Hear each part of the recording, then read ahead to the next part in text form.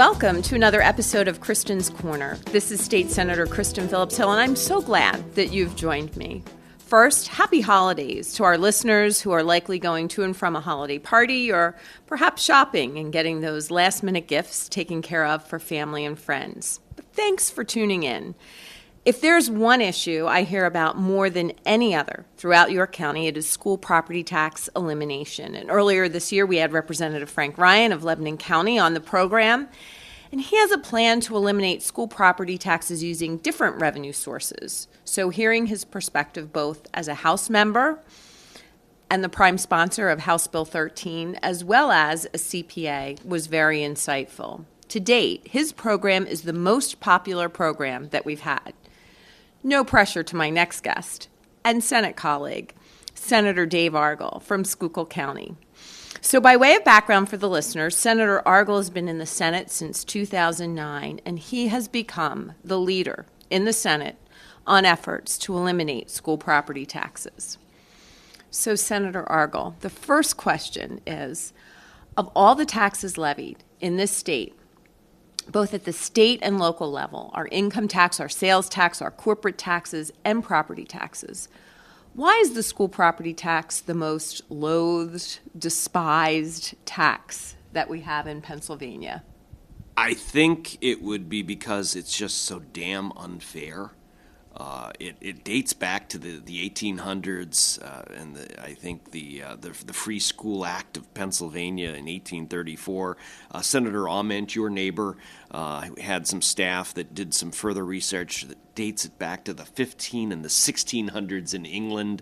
I mean, think about it. The way we fund our public schools is based on how big is your house? What year did it get built? How many acres does it sit on? When was the tax assessor last in the neighborhood? Did they fix the hole in the window? I mean, that's crazy. It's outmoded, it's unfair, it's archaic.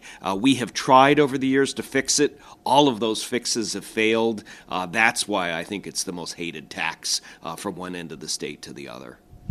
So more recently, you and a handful of senators and representatives released a bipartisan and bicameral report earlier this month, and you shared it with the legislative leaders. And that report outlined 5 plans to address what I call a school property tax crisis in Pennsylvania.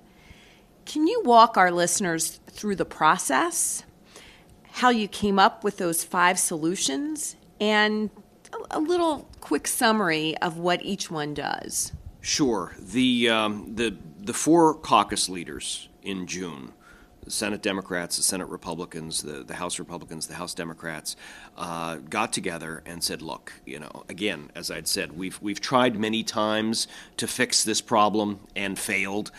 I think the closest we came was a 24-24 vote in the Senate a couple of sessions ago when Senate Bill 76 failed on a tie vote. The lieutenant governor ruled against us. And so they said, let's try a different model. And so we had essentially volunteers from all 4 caucuses, plus a top-ranking staffer from the governor, meet for hour after hour after hour upstairs in the Capitol to see, how can we move this issue ahead and sooner rather than later. And so we had hoped to coalesce around 1 or 2 plans. Because of the diversity of the state, we ended up coming up with 5 plans. But the 5 that I would tell you is that the one would look very similar to you.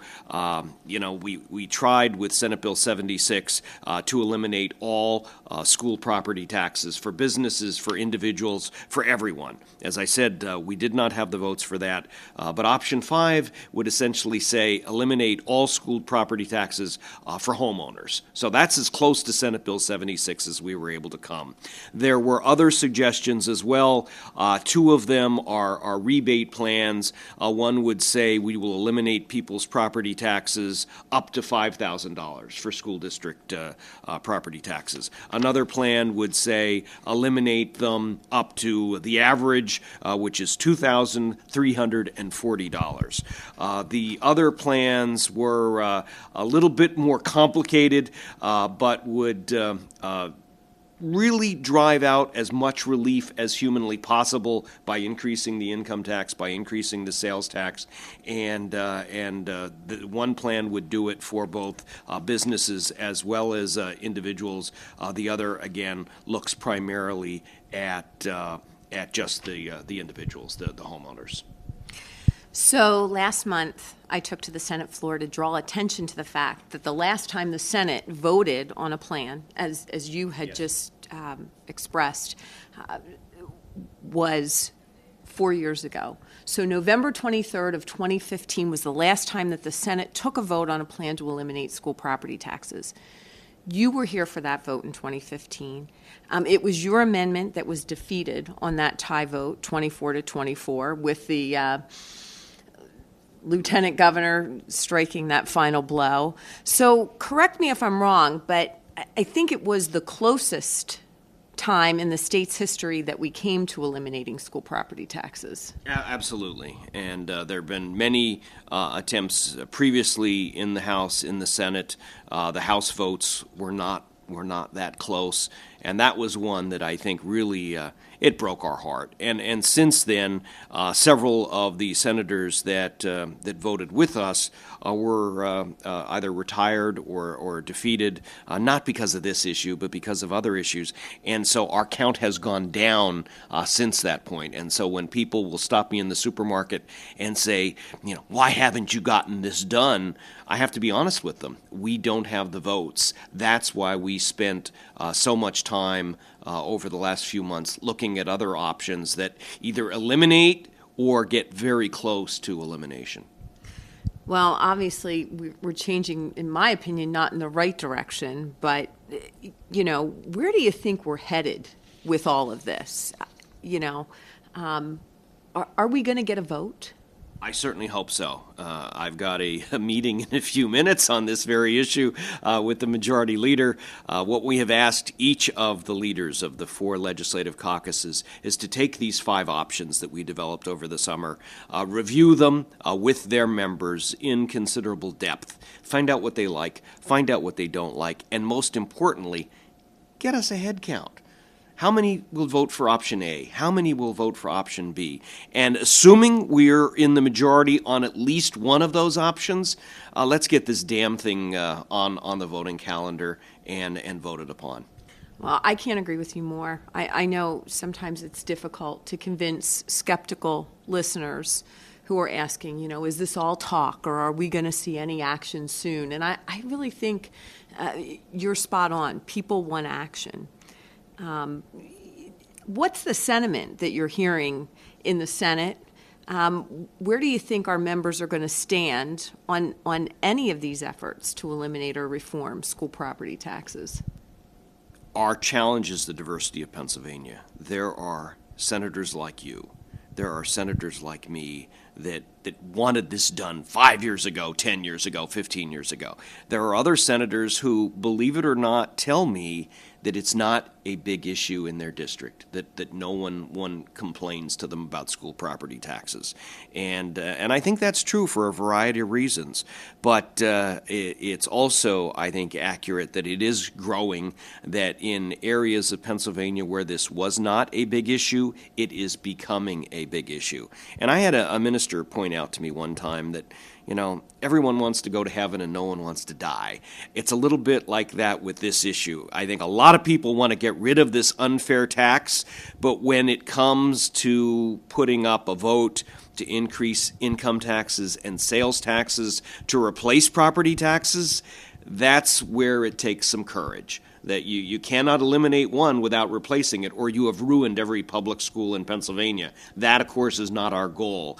And so it does require some courage for the members to put forth this vote. But in the district that I represent, in Schuylkill County and Berks County, trust me, it's not a difficult vote. That 9 times out of 10, if someone stops me at a Cub Scout meeting or on my way to the gas station, if they are asking me about an issue, this is the one they bring up. And quite honestly, they're getting less and less patient, and I don't blame them. I completely understand. I experienced the exact same thing, and first issue that I worked on when I arrived in the House First thing I did when I came over here to the Senate was reach out to you and become a prime sponsor Yes. of Senate Bill 76. And my people are with your people. So what was the sense or the feeling that you got from the members who were on the working group from the House? What are you hearing from the House? I was over there for 4 years, 2 terms. We got a 50% dollar for dollar reduction in property taxes over to the Senate, but could never quite get that vote on full and complete elimination. So what are you hearing from the House members? They are just as concerned as we are. There is a ticking time bomb at the root of this whole issue, in that the state Supreme Court, Commonwealth Court may one of these months take up a pending case that would literally blow the way we fund public schools sky high. And legislators get very upset when judges step in on what is traditionally a legislative responsibility. But be that as it may, we don't have a choice on this issue.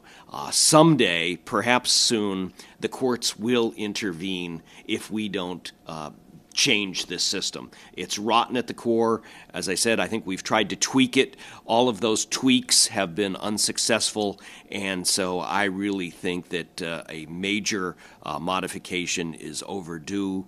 And I think the House members and the Senate members are on the same page. And I will say this to the governor's friends. His staff was very helpful on this issue over the summer into September, October, November. And several times when we said, if we could get this to the governor, would he sign it? And the answer on several of those was yes.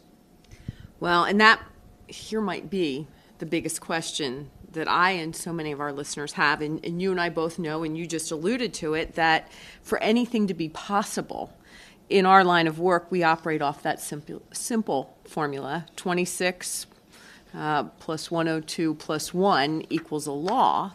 And, you know, we need 26 votes in the Senate, 102 votes in the House, and the signature of the governor. And I have to admit that the worst thing to be in Harrisburg is ignored. And the governor certainly brought this issue front and center in his first budget. It didn't really do what I thought it should do. But to hear that his appetite for getting something over the finish line done, that's heartening to hear. And I don't think it's breaking news, but school property tax elimination is not a Republican or Democrat issue, correct? Absolutely, yes.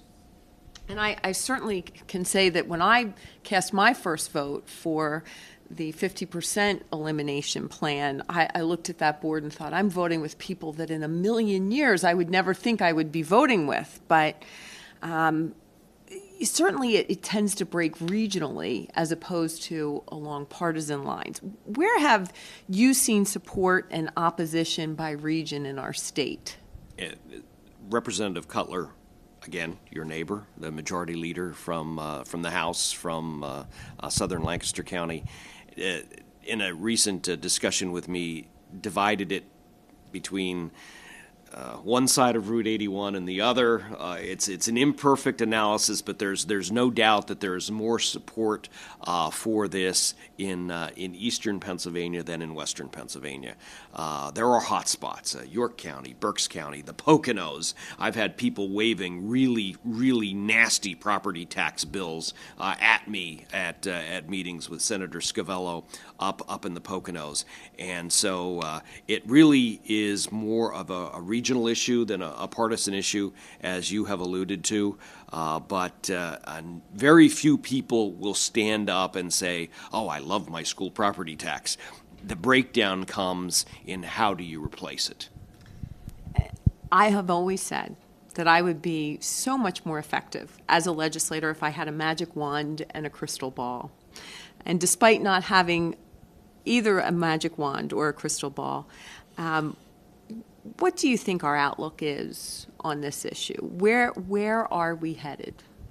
I have asked each of the leaders to caucus these 5 plans. There's, in some cases, some old legislation included in those options. There's some new, it's an interesting mix. Once we have those 4 meetings with the House Democrats, the House Republicans, the Senate Republicans, the Senate Democrats, and they get us a head count, I'll know a lot more.